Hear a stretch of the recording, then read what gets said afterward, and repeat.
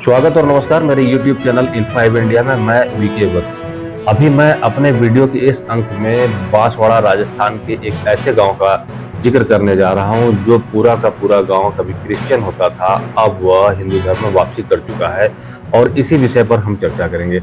आपने देखा होगा कि लगभग 45 दिन तक प्रयागराज की पुण्य धरा पर महाकुंभ 2025 का बृहद आयोजन हुआ, जिसमें बड़े बड़े साधु संत, मंडलेश्वर और गुरुओं का वहां पर उपस्थिति रही। बड़ी संख्या में भक्त पहुंचे, कल्पवासी वहां कल्पवास कर रहे थे और लगातार महाकुंभ 2025 चर्चा में रहा। पूरे विश्व लेवल पर चर्चा रहा। बड़े बड़े जो अलग अलग देशों के प्रतिनिधि थे, बड़े नेता थे, बड़े स्तर पर, छोटे से लेकर बड़े तक लोगों ने, लगभग 65 करोड़ लोगों ने वहां पर स्नान किया और इसकी चर्चा पूरे देश में लगभग 45 दिन तक होती रही। और इसी सनातन की बयार से प्रभावित होकर बांसवाड़ा राजस्थान का सुडल्ला डूडा गांव, जो कि गांगल तलई ग्राम समिति होती है, उसमें पड़ता है, उस पूरे के पूरे गांव ने घर वापसी कर ली। यह गांव पहले एक ईसाई गांव हुआ करता था और किसी जमाने में पूरा गांव मिशनरी के साजिश, षड्यंत्र और प्रभाव में आके जनजाति गांव पूरा का पूरा क्रिश्चियन धर्म अपना लिया था, ईसाई धर्म अपना लिया था।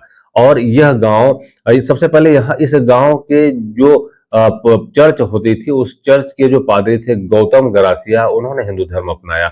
उन्होंने बताया कि जिस तरीके से महाकुंभ से सनातन धर्म की बयार निकल रही थी पूरे देश में, उससे उन्हें अपने पूर्वजों के धर्म का और हिंदू धर्म का एहसास हुआ। उनको लगा कि किसी जमाने में उनसे और उनके पूरे गांव से गलती हुई थी। लगभग 125 वर्ष पुरानी वहां एक चर्च हुआ करती थी और उस चर्च को उस गांव के लोगों ने उस पादरी ने मिलके, मतलब पूरे गांव ने मिलके उस चर्च को भगवा रंग से पोत दिया, उसका रंग बदल दिया और उस पूरी की पूरी चर्च को भैरव जी का मंदिर बना दिया। और यह काम स्वयं उस गांव के लोगों ने किया और किसी प्रभाव में आकर नहीं किया। उनको अपने पूर्वजों की स्मृति ताजा हुई और उनको अपने धर्म की गहराइयों का एहसास हुआ। और इसी तरीके से जो वहां के पादरी थे, उन्होंने बताया कि लगभग 200 परिवारों ने, ईसाई परिवारों ने उस गांव के हिंदू धर्म में वापसी कर ली है और जो वहां चर्च होती थी उसको भैरव जी का मंदिर बना दिया गया है। आसपास के जो बहुत से लोग हैं वह भी जल्द ही ईसाई धर्म से हिंदू धर्म में घर वापसी कर जाएंगे। और उन्होंने बताया कि वर्षों पहले उनके पूर्वजों ने ईसाई धर्म अपनाया था और वहां पर ईसाई मिशनरियों का आना जाना शुरू हुआ था और उस ईसाई मिशनरी की के प्रभाव और उसे षड्यंत्र लालच में आके पूरे के पूरे गांव ने, जिसको अपने धर्म का एहसास नहीं था, जिसे बाद में एहसास हुआ, उस पूरे के पूरे गांव ने ईसाई धर्म अपना लिया था, जिस पूरे गांव ने घर वापसी कर ली। तो यह एक बड़ी घटना थी। स्वयं वहां के जो ईसाई थे, जो धर्मांतरित हो, जो जिन्होंने घर वापसी कर ली, उन लोगों ने स्वयं वहां के चर्च को भगवा रंग से पोत के उस चर्च पे जगह जगह राम राम लिखा और उस चर्च में भैरव जी का मंदिर स्थापित करके उसका पिछले 9 मार्च को भव्य उद्घाटन कर दिया। तो यह एक बड़ी घटना थी जो बांसवाड़ा राजस्थान से सामने आई। और इसके पहले आपने देखा होगा कि धर्मांतरण और ईसाई मिशनरियों के षड्यंत्र को लेकर कई बार जगह जगह विवाद होता रहा है, मामला कोर्ट तक भी पहुंचा है।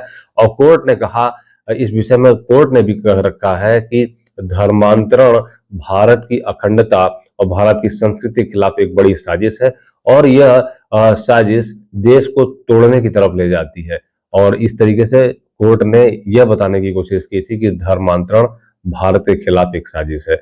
और बड़ी संख्या में पहले और आज भी ऐसा होता आया है कि ईसाई मिशनरियां ऐसी जगहों पर पहुंचती हैं जहां पर हिंदू धर्म का प्रभाव कम है, जनजातीय लोग हैं, वहां पहुंचकर वह भोले भाले लोगों की मदद करती हैं, उनको सहायता, विभिन्न प्रकार की सहायता देती हैं और सहायता देने के साथ साथ वह उन्हें अपने धर्म में लाने की कोशिश करती हैं और सफल भी हो जाती हैं। क्योंकि भारत में बहुत से ऐसे क्षेत्र हैं जो अभावग्रस्त हैं, जो समस्याओं से ग्रस्त हैं, जिनके जीवन में अपनी बहुत सी समस्याएं होती हैं, वह इस तरीके की मदद पाके उनके प्रभाव में आ जाते हैं और अपना धर्म छोड़ देते हैं। तो यह घटना बांसवाड़ा राजस्थान के सुडल्ला डूडा गांगल तलई ग्राम समिति की है, जहां पर पूरा का पूरा गांव ईसाई धर्म से हिंदू धर्म अपना लिया है और गांव की जो 125 साल पुरानी जो चर्च थी उसको भैरव बाबा का मंदिर बना दिया है। तो यह घटना राजस्थान की है। इस विषय में आपकी क्या जानकारी है, आप इस विषय में अपनी क्या राय रखते हैं, मुझसे साझा कर सकते हैं। हम फिर आते हैं कुछ ऐसी चर्चा और विश्लेषण सुर्खियों को बटोरते हुए। तब तक के लिए धन्यवाद, नमस्कार, वंदे मातरम।